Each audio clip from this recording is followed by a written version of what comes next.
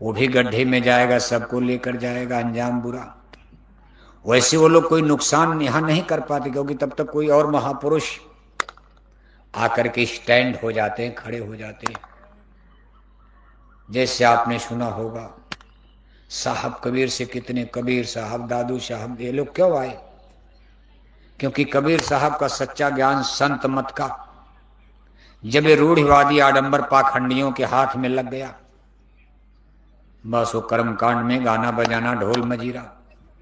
साहब कबीर ने तो कहा था, बिना बजाए निज दिन बाजे, घंटा शंख नगारी रे, अचरत देखा भारी संतो, अचरत देखा भारी रे, उल्टा कुआं गगन में, तामे जरे चिराग, तामे जरे चिराग, बिना रोगन बिन बाती, 6 ऋतु 12 मास, राहत जरते दिन राती।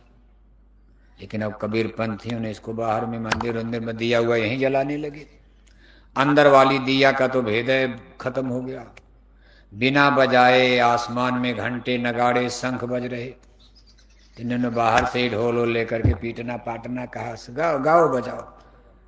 और गाने बजाने लगे तो फिर दादू साहब, दरिया साहब, भीखा साहब, नानक साहब, संत रविदास, गुलाल साहब, तमाम देखो कितने संत, 10 साल 20 साल 50 साल, बस कोई न कोई आ जाते हैं कि भाई इसको बैलेंस रखा जाए, सही ज्ञान गड़बड़ न होने पाए। ये रूढ़िवादी लोग, आडंबर और पाखंड करने वाले, कहीं संतों के अमृत ज्ञान को खत्म करके जनता को जहर का प्याला अज्ञान का बो में न, जाल में न गिरा दें।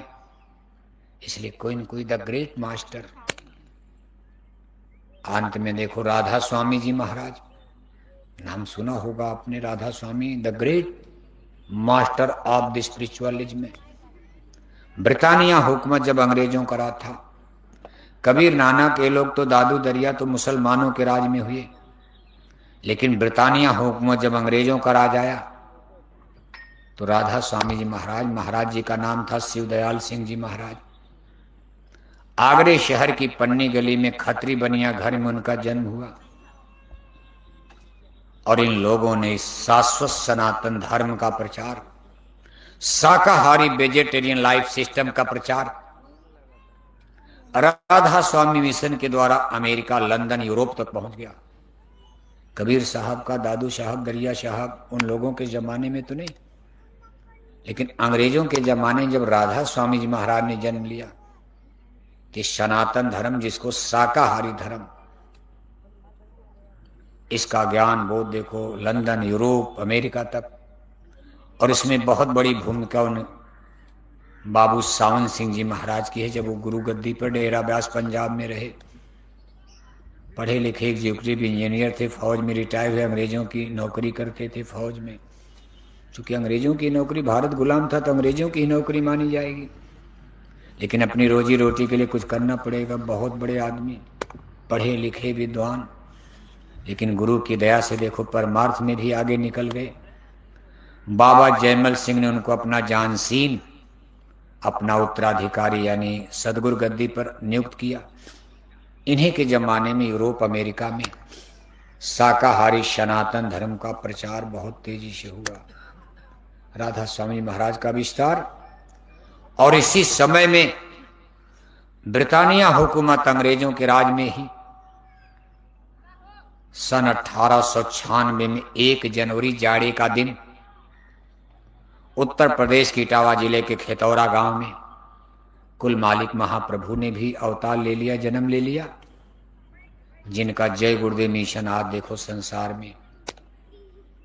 राधा स्वामी मिशन धीरे धीरे धीरे धीरे, किसी का दोष नहीं है। बैटरी डाउन होगी, आवाज कम होगी, सूरज दोपहर के बाद आखिर शाम तो होना होना। कोई मिशन, भगवान राम का मिशन, भगवान राम तो ठीक करके गए थे, फिर दुनिया बिगड़ गई, भगवान क्यों आए?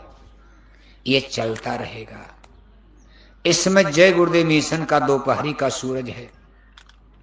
बाकी जितने पंथ और संप्रदाय गलत नहीं है, लेकिन किसी का 3 बज गया है, किसी का 4 बज गया है, और किसी का 6 बज चुका है। और किसी का शाम को 7 बजने वाला, दिन डूबने वाला है। इसलिए किसी की बुराई नहीं, ये नियम है। जय गुरुदेव मिशन का भी दोपहर का सूरज ये संसार को रोशन करेगा, इसका भी शाम होगा। वैसे लोग कहते थे गुरु महाराज के बाद ही शाम हो गई, मालूम पड़ता था कि खत्म खेल हो गया। जिस दिन गुरु महाराज ने संसार को त्याग किया, आपने मथुरा में झगड़ा झंझट देखा और आज भी चल रहा। लोग कहते थे अब जय गुरुदेव मिशन खत्म हो जाएगा, लेकिन नहीं हुआ। गुरु महाराज ने कहा भाई मेरी मौज छटनी हो जाएगी। अब वो बाद में पता चला, भाई गुरु महाराज ने कहा मैं छांट दूंगा, रगड़ा झगड़ा वालों के एक तरफ करो, वही जाओ खिचड़ी उचड़ी पूड़ी पकवान बना के हलवा पूड़ी खाओ, झगड़ा करो। अच्छे अच्छे लोग एक तरफ हो जाओ, जिनको मुझसे काम लेना संकल्प। काम क्या लेना है? संसार को शाकाहारी धर्म, सनातन धर्म, शाश्वत धर्म, सार्वभौमिक धर्म, इसकी धरती पर स्थापना करनी है। और ये संकल्प गुरु महाराज ले चुके हैं। और याद रखना, संतों का संकल्प भी अधूरा नहीं रहा। संतों का संकल्प सदैव पूर्ण रहे न रहे। गुरु महाराज भी कभी कभी सत्संग में कहते, आपने सब सत्संग तो सुना नहीं। हमको भी गुरु महाराज का सब सत्संग सुनने का सौभाग्य नहीं प्राप्त हुआ। जिस समय गुरु महाराज ने 1952 में सत्संग प्रारंभ किया, उस समय हमारा जन्म ही नहीं हुआ था। हम सत्संग कहाँ सुनेंगे? माउशा कहाँ जा रहे हैं? कुछ गड़बड़ हो गया पेट। हाँ वो तो हो ही जाएगा, जब कचौड़ी पकौड़ी ऐसे चलेगी। बताओ, अब इन्हीं का गड़बड़ हो गया। जब खाने का सहूर ही नहीं रहेगा तो यही सब होगा। कहोगे भजन ही नहीं बनता, कहेंगे भजन नहीं बनता। अब सत्संग में पेट गड़बड़ तो भजन क्या बनेगा?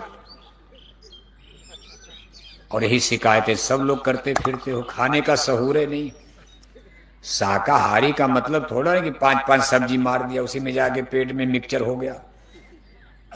आपको डॉक्टरों की बात मत सुना करो, सब गुरु महाराज की वाणी पर ध्यान दो। बच्चा कम खाना, गुरु महाराज क्या कहते थे। और डॉक्टर लोग क्या कहते, टॉनिक विटामिन जरा खूब लिया करो, शरीर है। उनको क्या पता बीपी हाई, कल मोटा हो जाएंगे तब क्या होगा, मर जाएंगे, बीपी हाई हो जाएगी। इसलिए डॉक्टर सब कुछ नहीं जानते। खिलाते पिलाते दवा करते करते कोई बीमारी जाए और दवा बढ़ रही, और बीमारियां देखो शरीरों में बढ़ रही।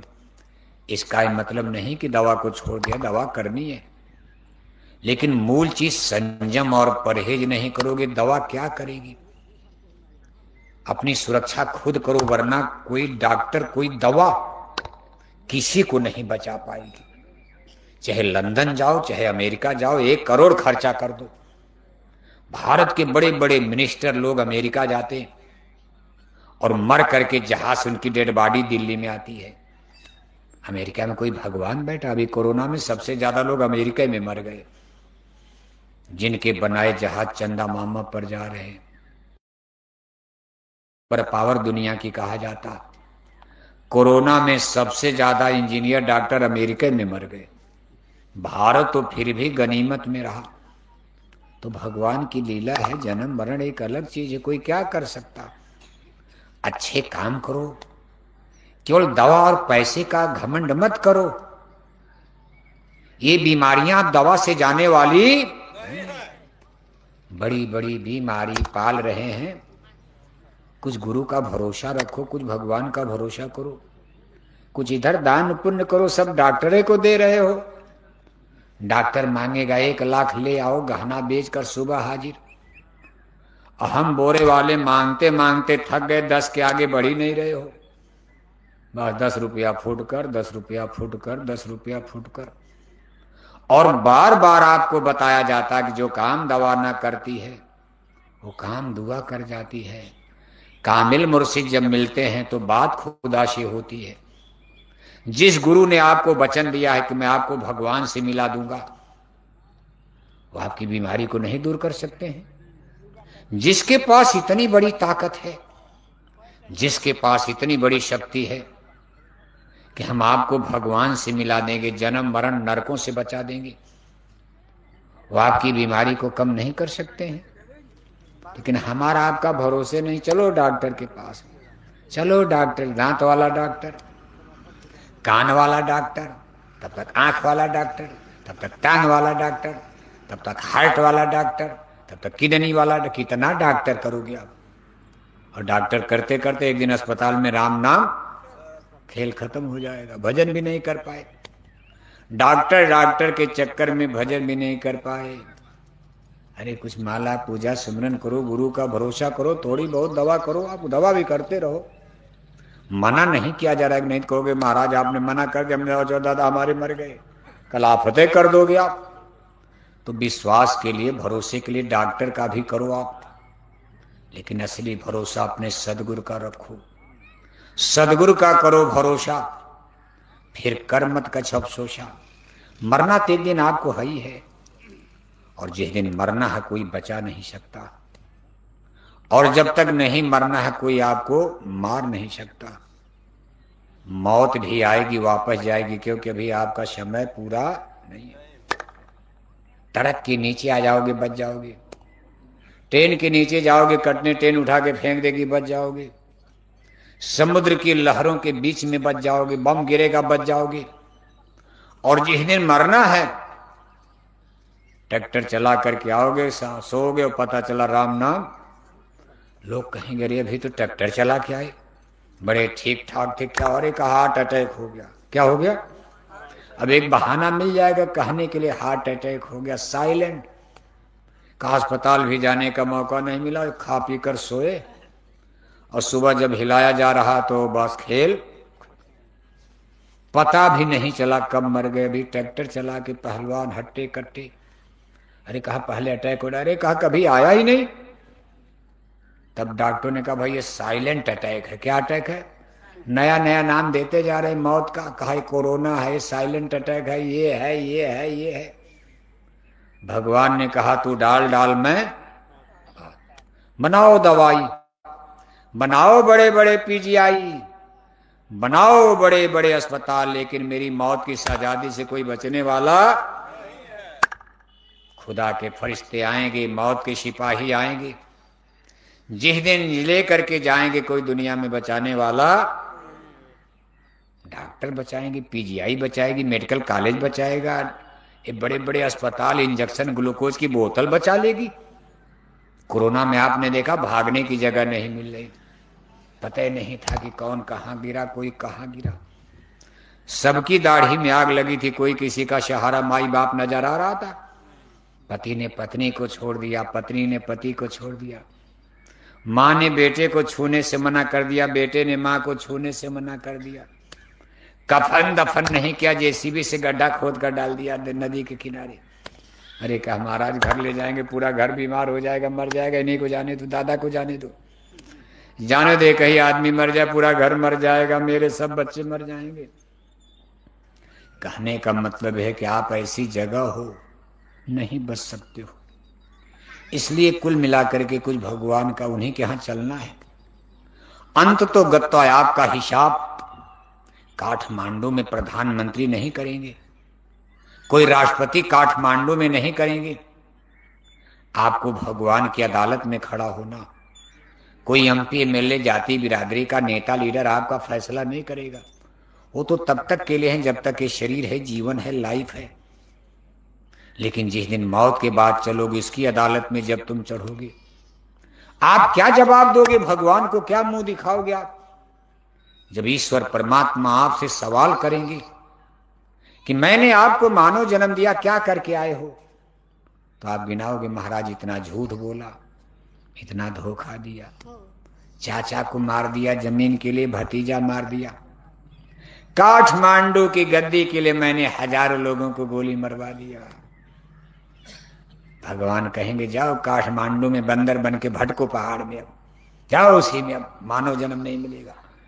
दिया था भगवान के भजन के लिए, इस जंगल और पहाड़ के लालच में तूने मेरी हजारों आत्माओं का कत्ल क्यों करवा दिया? इन जंगल और पहाड़ मिट्टी के लिए, आखिर मिट्टी ही तो है।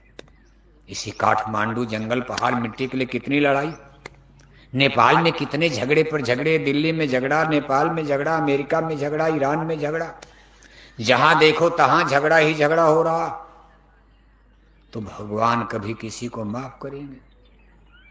और आज आदमी है कि देखो सुनता नहीं, सब लोग इसी भौतिकवाद में, लोभ और मोह में, अहंकार गरूर गुमान घमंड में सब लोग अपने जीवन को बर्बाद किए जा रहे हैं। आज स्थिति यहां तक पहुंच चुकी है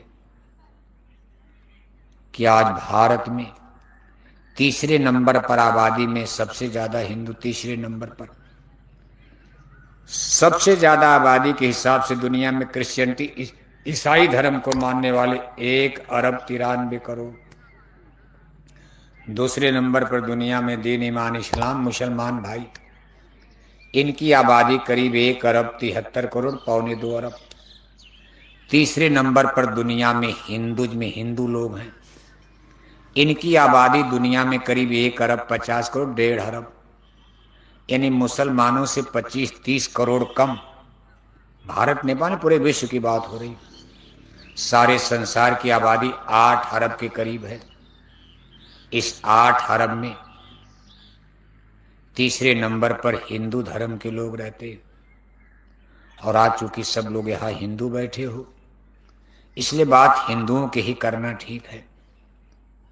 आपके नेपाल में भी बहुत से मुसलमान भाई रहते हैं, लेकिन आज हमारी सत्संग सभा में कोई मुसलमान तो आया नहीं। मुसलमानों की बात बाद में की जाएगी जब वो लोग सामने आएंगे, अभी सब लोग हिंदू धर्म को मानने वाले बैठे हो। आज हिंदू धर्म की स्थिति क्या है? 80% हिंदू आज मांसाहारी हो चुके हैं। क्या हो गए? मांसाहारी। और नेपाल के हिंदू तो भैंसा भी मार देते। भैंसा जानते हो आप? भैंसा, पाड़ा पाड़ा। भारत के हिंदू उत्तर प्रदेश बिहार में भैंसा की मांस नहीं खाते हैं। एक बार हम काठमांडू जा रहे थे, सड़क पर बहुत बड़ा, हमने कहा भाई ये किसकी मुर्दा लाश, इतना बड़ा बकरा कहाँ होता है? अरे कहा है पाड़ा है भैंसा। हमने कहा ये तो हिंदू लोग हैं, दुकान तो हिंदू की है, ये जो बोर्ड लगाए तो मुसलमानों। अरे कहा हिंदू लोग भी भैंसा खाते हैं। नेपाल के हिंदू, खैर गाय को तो छोड़ दिया, एक अच्छा काम किया। गाय माता को तो यहाँ भी हिंदुओं ने छोड़ा, गाय को नहीं, गाय नहीं मारेंगे, लेकिन भैंसा मारना नेपाल के हिंदुओं ने शुरू कर। और इस तरह 80% हिंदू भारत में मांसाहारी हो चुके हैं, केवल 20% हिंदू शाकाहारी बचे हैं। इस 20% में कबीर मत वाले, दादू दरिया, राधा स्वामी मिशन के लोग हैं, गायत्री परिवार के लोग हैं। आपके इस नेपाल में भी तमाम गुरु, तमाम पंथ, सब मिला करके 20%, उसमें जय गुरुदेव मिशन भी है। यानी 20% हिंदू संतों महात्माओं की मेहनत से मेहनत हुई है। अब यही देखो तमाम जैकेट पहने लोग बैठे हैं ना, 2-2 कुंतल मछली खा के तो चेला बने हैं, खुद खाते थे लोग। 1-1 टैंकर तो शराब पी गए होंगे, लेकिन गुरु महाराज ने मेहनत किया, इनकी शराब छुड़ाई, मांस मछली अंडा छोड़। क्यों क्यों भाव साहब? भाव साहब है ना, सही बात है ना। आपने क्या किया था? आप भी तो उसी में थे। ठाकुर तो ठाकुर होते, ठाकुर लोग तो कहते भाई ठाकुर भगत ने मूसर धनुई। ठाकुर लोग मांस और शराब न खाए पिए तो फिर उनकी ठकुरई क्या है? जबकि ये सब भ्रम है। भगवान राम भी तो ठाकुर थे, क्षत्रिय थे, लेकिन भगवान राम ने कभी मांस खाया था? उनके भाई लक्ष्मण भरत मांस खाते थे? अब उनसे बड़ा राजपूत क्षत्रिय कौन है? भगवान श्री कृष्ण यादव वंश में, आज यादव लोग शराब का ठेका लेके बेच रहे। बिहार में जाओ, उत्तर प्रदेश में जाओ, नवलपरासी में भी देखो आप, यहाँ भी यादव लोग बहुत रहते, हमने देखा है नेपाल, लेकिन यादव लोग बहुत हैं नवलपरासी में। हतराम शराब का ठेका, गाय छोड़ करके शराबे का धंधा, दूध का छोड़ के शराब का शुरू कर दिया। और इनके वंश में भगवान श्री कृष्ण ने जन्म लिया। भगवान श्री कृष्ण जी महाराज मांस खाते थे? भगवान श्री कृष्ण तो दूध दही मक्खन की नाम ही पड़ गया माखन चोर, उनका नाम पड़ गया माखन। लेकिन यहां अब यादवों का मुर्गी चोर। बिहार में जाओ यादव लोग मुर्गी चोर। नवलपरासी का नहीं बोलेंगे, नेपाल से डर लगता, क्योंकि हम बड़ा झगड़ा उगड़ा होता रहता है। यहाँ तो गड़बड़ है, कैसे हो रहा सत्संग। अभी कुछ दिन पहले तो नेपाल में घुसना कठिन था। खैर अब तो स्थिति कुछ शांत है। खैर समझाना बताना कोई गलत बात तो है नहीं। कोई प्रधानमंत्री भी सुनेंगे तो हम लोगों से नाराज नहीं होंगे। आपके जो माननीय प्रधानमंत्री जी हैं, क्या नाम है उनका, कौन सा, माननीय बालन शाह साहब, हमारे शाकाहारी धर्म का प्रचार, जय गुरुदेव मिशन का प्रचार सुनकर हमारे माननीय प्रधानमंत्री बालन शाह साहब भी नाराज नहीं हुए, खुद से होंगे, भाई चलो ठीक है।